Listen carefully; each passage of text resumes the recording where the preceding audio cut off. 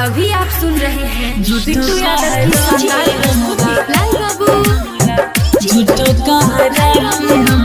बम काली recording studio Mansi.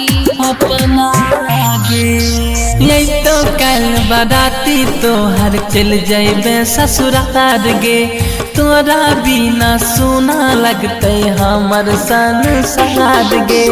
यही तो कल बराती तोहर चल जाइबे ससुराल गे, तोरा बिना सोना लगते हमर संसार गे। सोचल माटी में मिलैले सब सपना गे, सोचल माटी में मिलैले सब सपना गे।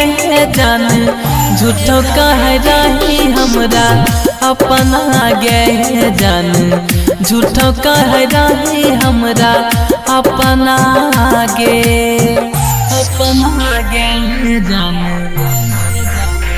झूठो कह रही हमरा, लाल बाबू झूठो कह रही हमरा मिक्स बाय गुड्डू गुडेश।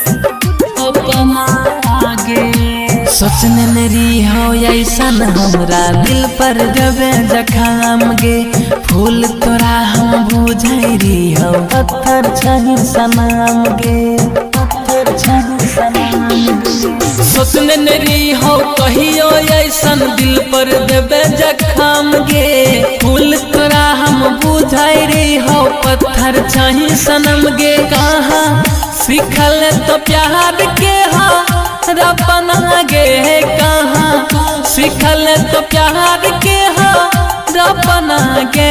जान झूठो कह रही हमरा अपना गे, जान झूठो कह रही हमरा अपना गे, अपना गे।